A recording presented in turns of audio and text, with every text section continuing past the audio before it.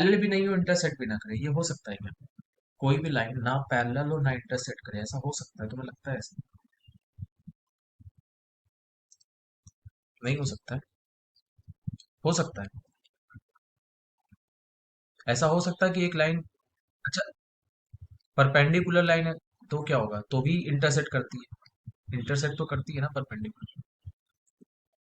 क्या ऐसा तो हो सकता है भाई कि दो वेक्टर हैं जो एक दूसरे को ना ही काट रहे हैं और ना ही पैरेलल है?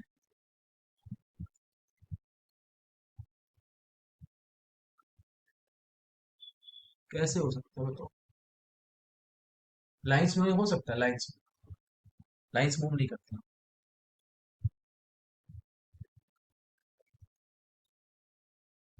वेक्टर में हो सकता है। अच्छा, अब मेरे कैमरा ऑन कर रहा हूँ, बहुत ध्यान से भाई सब लोग समझना, ठीक? कैसे पता लगेगा बताओ मुझे, जरा ध्यान से बताओ।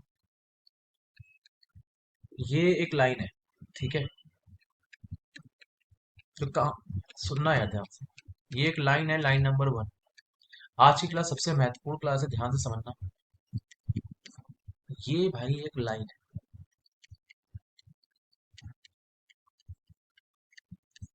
और ये भाई दूसरी लाइन है, ठीक है?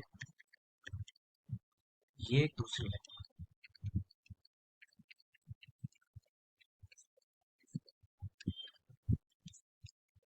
ठीक। अब आप ये मुझे बताओ, क्या ये लाइन पैरेलल है? अगर लाइन पैरेलल होगी, दो लाइनें पैरेलल हैं, इसका मतलब ये होता है कि उनके उनके असिस्टेंट भी क्या होंगे? उनके असिस्टेंट भी क्या होंगे? असिस्टेंट कौन होता है? ये असिस्टेंट होता है ना? तो कैसे पता लगता है यार दो वेक्टर पैरेलल है या दो असिस्टेंट पैरेलल होंगे, कैसे पता लगता है? 2/4 कर लेना। 2/4 कितना होता है? 1/2। 3/6 भी कितना आ रहा है? और 4/8 भी कितना आ रहा है? जब जब तीनों रेशियो सेम आ जाते हैं, इसका मतलब ये दोनों वेक्टर कैसे हैं, रेड वाले? रेड वाले दोनों वेक्टर कैसे हैं? कैसे हैं? शाबाश, पैरेलल है। और जब असिस्टेंट ही पैरेलल है तो लाइन भी क्या होंगी? ऊपर देखो, ब्लैक और रेड, ब्लैक और रेड दिख रहा है आपको? जब उनके असिस्टेंट आपस में पैरेलल है, रेड कलर वाले, तो लाइन भी क्या होगी? पैरेलल होगी। पता लग जाएगा कि नहीं, नहीं पता लग पाएगा आपको? पता लग जाएगा कि पैरेलल है या नहीं। अच्छा, पैरेलल अगर नहीं है तो कितने केस बनते हैं? मान लो पैरेलल नहीं होता है, जैसे एग्जांपल दिखाऊंगा आपको। मान लो ये, अच्छा अब बताना, क्या ये पैरेलल लाइंस हैं? क्या ये पैरेलल लाइन है, बताओ? क्या ये पैरेलल लाइन क्यों नहीं है? आखिरी वाला मैच नहीं कर रहा है ना, 4/9 आ रहा है ना? अच्छा, दो लाइनें अगर पैरेलल नहीं है तो कितने संभावनाएं होती हैं? या तो क्या होगी, पैरेलल नहीं तो क्या हो सकता है, या तो इंटरसेक्टिंग होगा या तो स्क्यू। अब सबसे बड़ा सवाल यही है कि कैसे पता लगाऊं कि इस इंटरसेक्टिंग है या स्क्यू है, ये पता कैसे लगाऊं? बताओ। प्रोजेक्शन सबने सीखा है क्या? प्रोजेक्शन ऑफ वेक्टर याद है? मैंने बताया था कि एक वेक्टर बहुत बड़ा सा है, बी वेक्टर, और ये ए वेक्टर है। तो ए वेक्टर यहाँ से एक परपेंडिकुलर डालता है, और जितनी जमीन इसकी कब्जा कर लेगा, कितनी जमीन कब्जा कर रहा है देखो, जितनी जमीन ऊपर, उतना उतना इतनी जमीन उसने कब्जा कर ली, ए ने बी पर। तो इसे क्या बोलते हैं? ए का कब्जा किस पर? इसे बोलते हैं ए का projection of A vector on, किस जगह पे कब्जा किया है, बी वेक्टर पे। बी वेक्टर कितना बड़ा था? बी वेक्टर कितना बड़ा था? इतना बड़ा वेक्टर था, उसमें से कितना कब्जा कर लिया इसने, ए ने?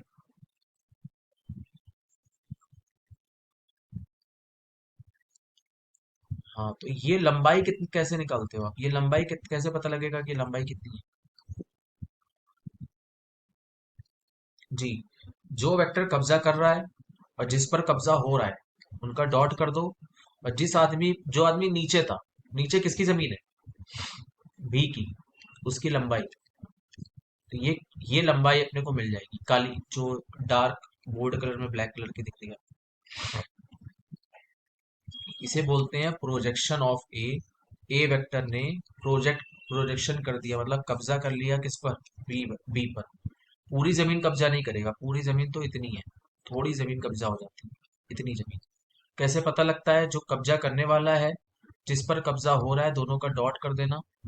और नीचे, जिसकी जमीन नीचे है, वो नीचे उसकी लंबाई लिखते हैं। ये याद रखना, इस पर बहुत फायदे होंगे अभी तुम्हें। ठीक है, प्रोडक्शन समझ में आ रहा है या अभी भी दिक्कत है प्रोडक्शन में? प्रोजेक्शन समझ में आ रहा है कि नहीं? बोलो यार। अच्छा ये बताओ, प्रोजेक्शन जो वेक्टर करता है, एक वो धोखा देता है कि नहीं? देखो यहाँ पे तो दोस्त है वो, ए पॉइंट पर क्या है, ए ए बी को पता भी नहीं था कि ये कब्जा करेगा मेरे ऊपर। एक जगह पे क्या कर रहा है, देखो मिल रहा है वो, किससे मिल रहा है? बी वेक्टर से। ए पॉइंट पर क्या हो रहा है? ए पॉइंट पर ये दोनों मिल रहे हैं। बी ने सोचा भी नहीं होगा कि ऊपर से ही क्या डालेगा, ऊपर से बम गिरा के कब्जा कर लेगा। समझ में आ रहा है? यानी कोई भी वेक्टर आपने लिया, तो उसका एक पॉइंट जो होगा वो किससे मिलेगा? किससे मिलेगा? जिस पर कब्जा करने जा रहा है। और एक पॉइंट ऐसा होगा जहां से बम गिराएगा। एक जगह पे दोस्ती करी और दूसरी जगह पे उसने क्या किया? धोखा दे दिया, बम गिरा दिया। बस ये कहानी याद रहेगी आपको। ए वेक्टर के दो छोर हैं, एक ए छोर है, दूसरा बी छोर है। ए पर तो दो, ए पॉइंट दोस्ती वाला पॉइंट है, यहाँ पे देखो दोस्ती की थी उसने। और आगे जाके वो ऊपर से क्या गिराता है? बम गिराता है और इसकी जमीन पर कब्जा कर लेता है। ठीक। अब जरा ध्यान से सब, नहीं, सही से तो रिपीट कर रहे हैं भाई। ए वेक्टर जो है उसके कितने पॉइंट है? एक स्टार्टिंग पॉइंट, एक एंड पॉइंट, दो पॉइंट होते हैं वेक्टर के। ए वेक्टर के कितने पॉइंट है? स्टार्टिंग पॉइंट ए है, और ए पॉइंट जो है, कैपिटल ए पॉइंट, वो कौन सा पॉइंट है? जहां पर वो बी से दोस्ती कर रहा है, बी वेक्टर से, यानी उससे मिल रहा है। और बी कौन सा पॉइंट है? जहां पर वो बी वेक्टर पर बम गिरा दे रहा है, देखो ऊपर से परपेंडिकुलर गिरा दे रहा है। यानी कोई भी वेक्टर जो ए वेक्टर होगा, वो एक जगह पर तो मुलाकात करता है वेक्टर से, बी वेक्टर से मुलाकात कर रहा है, पर दूसरे बी पॉइंट से क्या गिराता है? ठीक है, आगे देखिए। अब तुमको मैं स्क्यू लाइन का कुछ बताने जा रहा हूँ, ध्यान से सुनना। ठीक, कैमरा ऑन कर लो, ध्यान से देखो यार।